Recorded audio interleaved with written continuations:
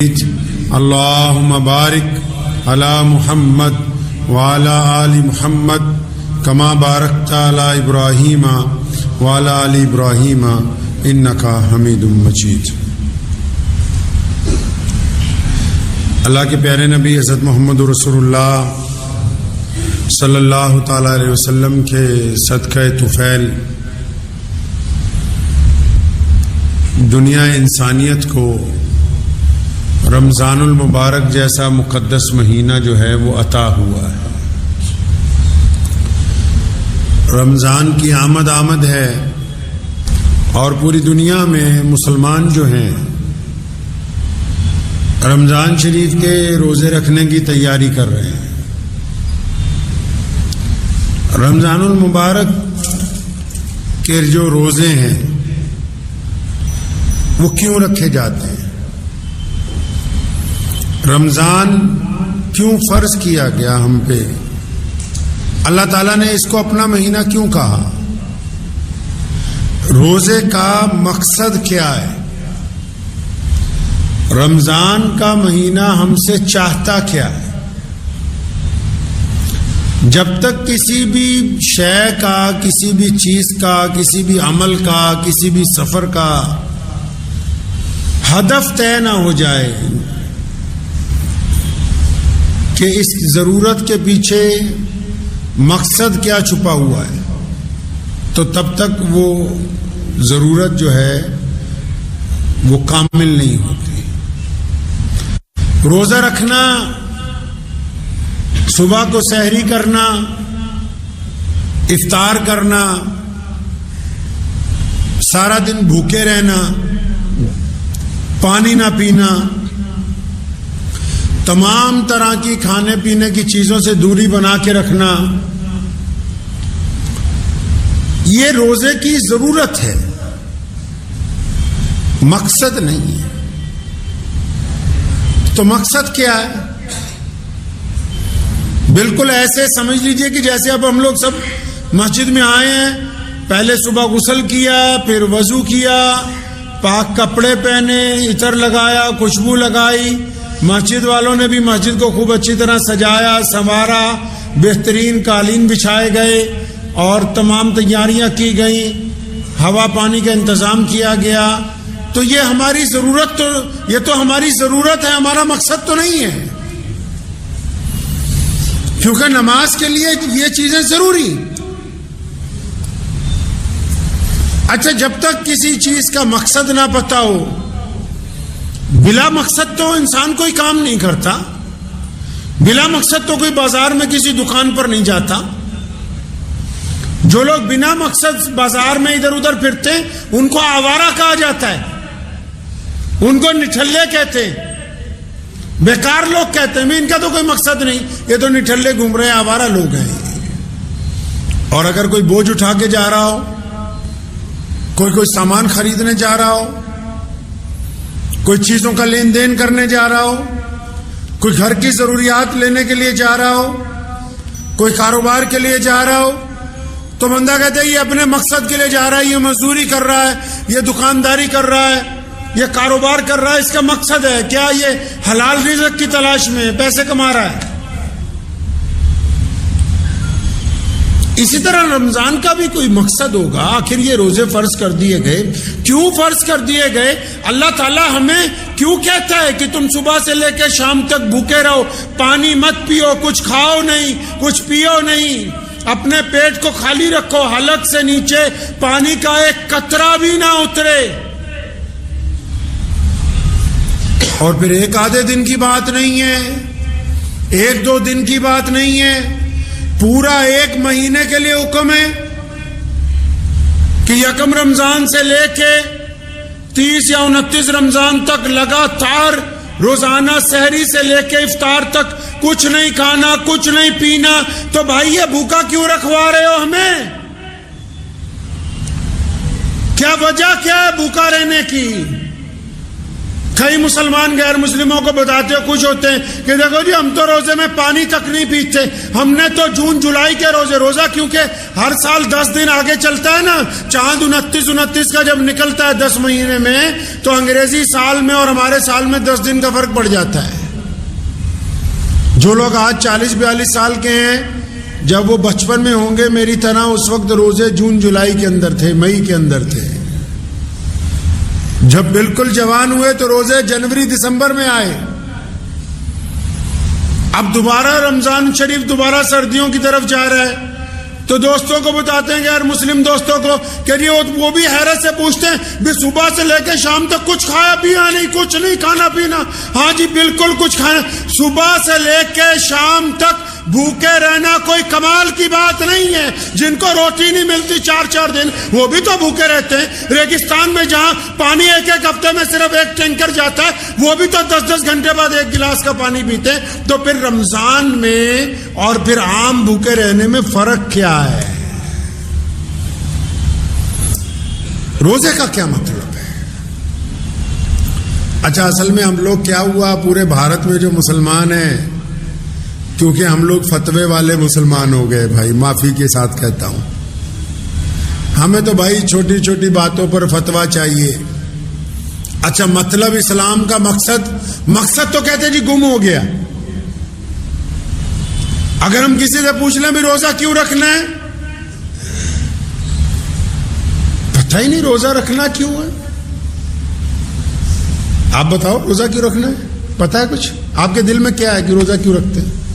کچھ آئیڈیا؟ رسول اللہ صلی اللہ علیہ وسلم کی سنت کو ادا کرتے ہیں۔ آپ کے دل میں کیا ہے، روزہ کیوں رکھتے ہیں؟ کچھ دل میں ہوگا نا، کیا ہے دل میں؟ رسول اللہ کی سنت ہے۔ آپ کے دل میں کیا ہے جی؟ اللہ راضی ہو جائے۔ آپ بتاؤ آپ کیوں رکھتے ہیں جی؟ پرہیزگاری ہو جائے۔ 2 غلطیاں اکثر ذکر ہوتا ہے ان باتوں کا، 2 غلطیاں بھارت کے مسلمانوں نے کی ہیں۔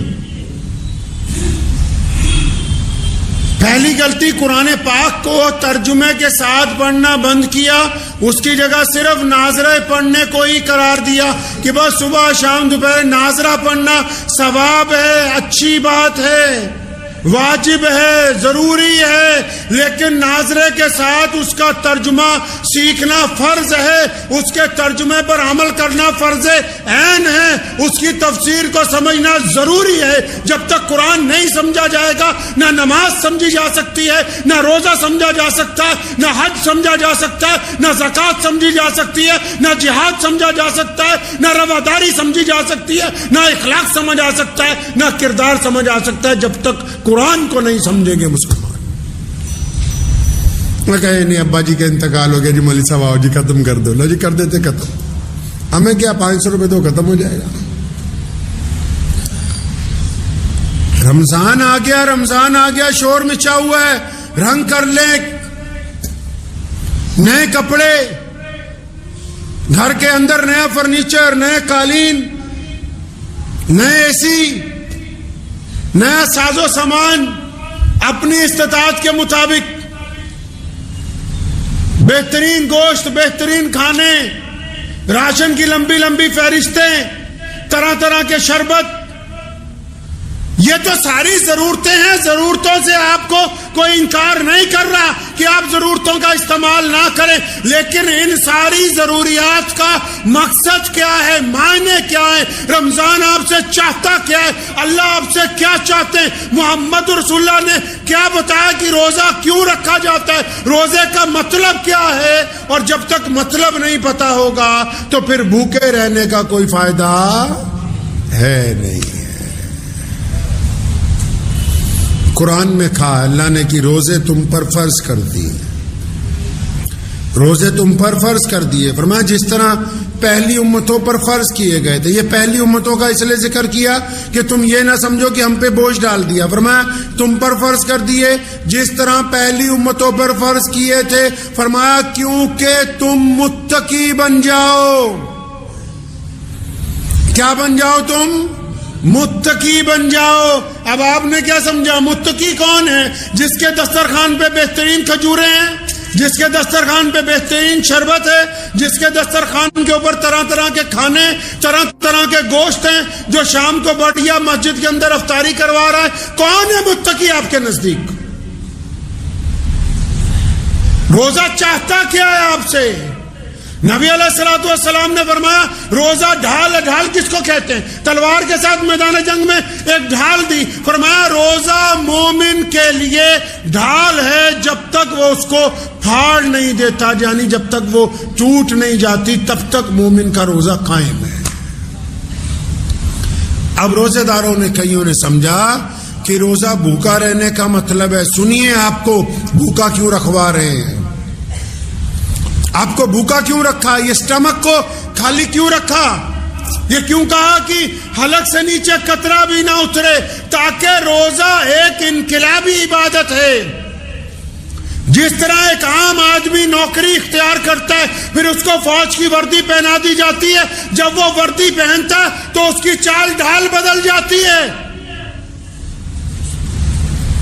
کپڑے تو کپڑے ہی ہیں، عام لوگوں نے بھی پہنے، فوجی نے بھی پہنے، لیکن جب اس نے ایک خاص رنگ کے کپڑے پہن لیے، ایک خاص طرح کے جوتے پہن لیے، ایک خاص طرح کی سر پہ ٹوپی رکھ لی، تو اس کے چلنے کا انداز بدل گیا، اس کا لب و لہجہ بدل گیا، اس کی آنکھیں بدل گئیں، اس کے ہاتھوں کی حرکت بدل گئی. یہ روزہ انقلابی عبادت ہے. حکم ہوا کہ روزہ تمہیں اس لیے رکھوا رہے ہیں. کیوں رکھوا رہے ہیں روزہ 30 دن کے لیے؟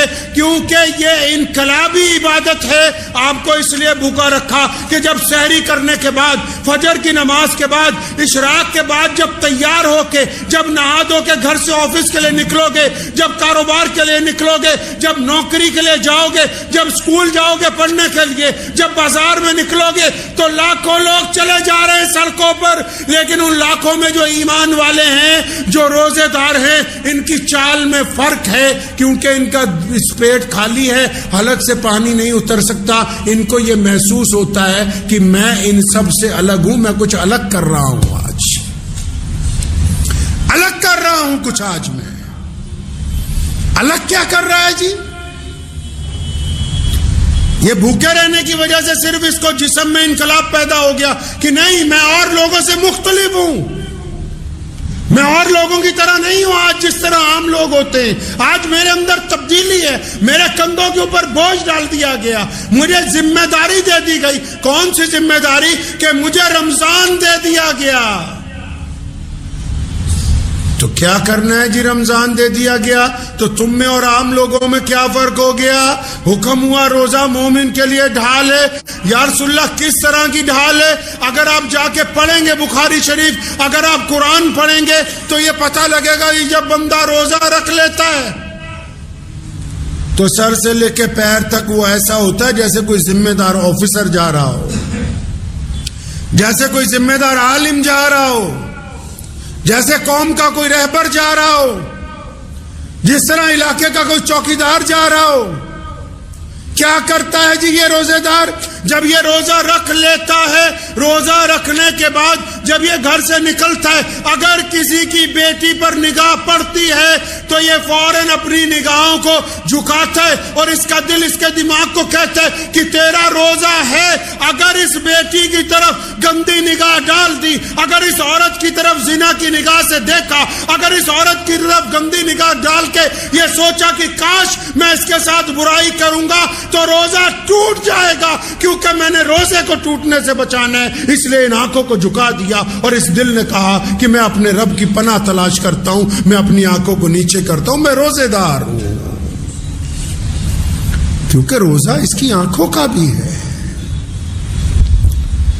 یہ تنہا بیٹھ کے روزہ رکھ کے جب تنہا بیٹھتا ہے تو پھر اس کے دل میں کوئی خیال آتا ہے کسی سے بے ایمانی کا، ٹھگی کا، ریاکاری کا، چگلی کا، توبہ کرتا ہے. کیوں؟ کیونکہ فرمایا کہ میرے تو دل کا بھی روزہ ہے، میرے دماغ کا بھی روزہ ہے، میرے خیالات کا بھی روزہ ہے. اگر روزے دار کے خیالات ناپاک ہو جائیں گے، روزے دار کی نگاہ ناپاک ہو جائے گی، روزے دار کا سوچنا ناپاک ہو جائے گا، تو پھر بھوکے رہنے سے کوئی فائدہ نہیں. یہ روزہ ٹوٹ جائے گا، یہ روزہ ختم ہو جائے گا، کیونکہ اس کے ذمہ ہمیں روزہ دے دیا، اللہ نے اپنا خاص مہینہ دے دیا، اور جو اللہ کے خاص ہو گئے وہ گندا نہیں سوچتے۔